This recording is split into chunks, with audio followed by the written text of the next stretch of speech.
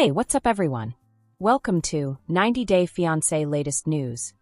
Except for the sporadic movement of papers and the subdued whispers of the audience, the courtroom was absolutely quiet.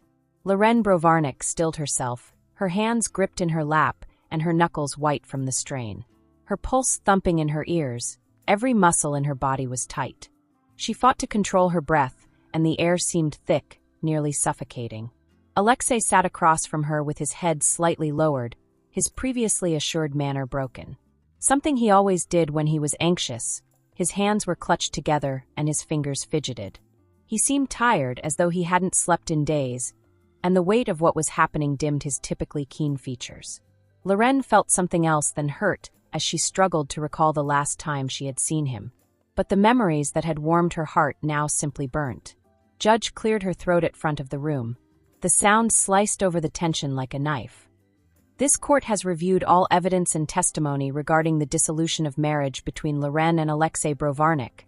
The judge started, her voice firm, unbroken. Loren held the edge of the wooden table, preparing for what was next. The court finds Mr. Alexei Brovarnik guilty of marital infidelity, financial fraud, and deceitful behavior that has led to irreversibly damage to the marital relationship. There was a whisper in the room.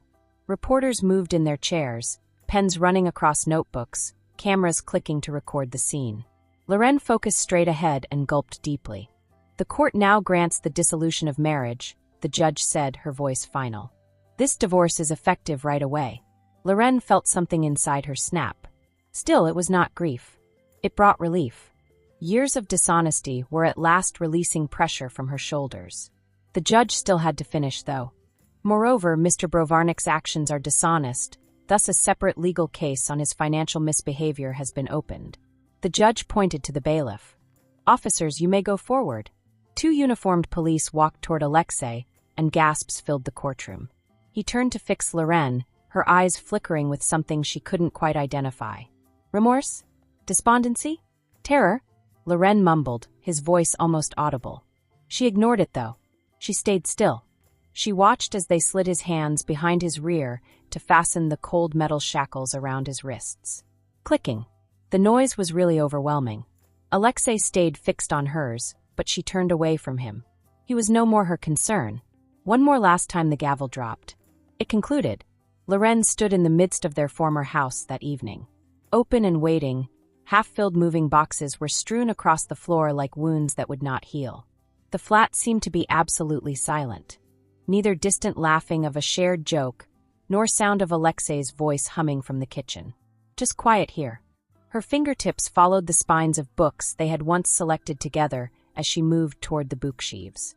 Their marriage picture remained trapped in time on the middle shelf. She grabbed for it, hesitated momentarily, then yanked it down. They had seemed really content. Had all that been a lie? Running her palm over the glass, she followed Alexei's smile's shape. She took a long breath, then turned the frame over to take off the picture. She looked at it for a while more, then tore it in half. The room echoed with the sound of ultimate final tearing of paper. Startled by a tap on the door was she. Sarah stood there clutching a bottle of wine. I assumed you might find use for this. Loren gasped the breath she had not realized she was holding. Come in. The sole piece of furniture not damaged by the packing process was the couch they sat on. Sarah poured each one a glass.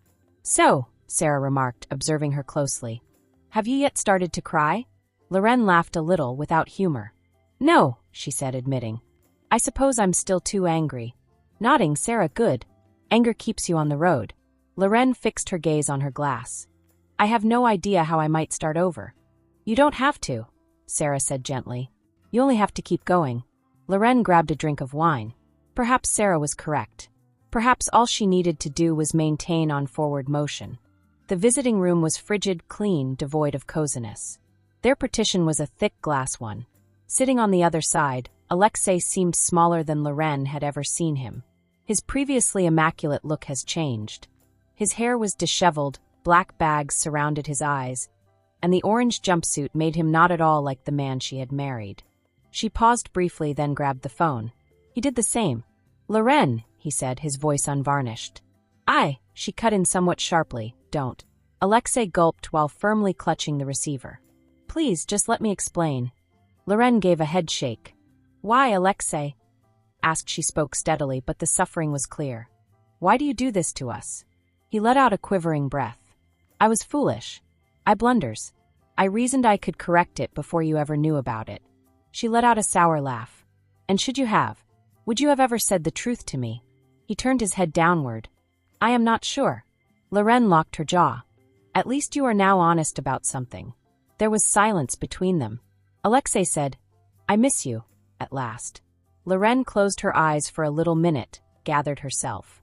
You don't miss me, Alexei, she replied softly. You missed the life you destroyed. His face started to crumble. She had already put the phone down, though. She also ignored looking back this time. Days later, Loren was in the middle of a park watching her kids sprint over the grass. Their laughter reverberated light and free from weight. She took a long breath and encircled herself with arms. There was no easy way ahead. She was aware of that. She experienced something almost like hope, though, for the first time in a very long time. Her arms wide, she crouched down to bring her kid near as he dashed toward her. Mommy's here, she said in whispers. She also knew at that instant. She had no need of beginning again. She only had to keep on. This gossip is over. If you liked the video, then give your opinion in the comment box and stay with us by subscribing the channel. Thank you.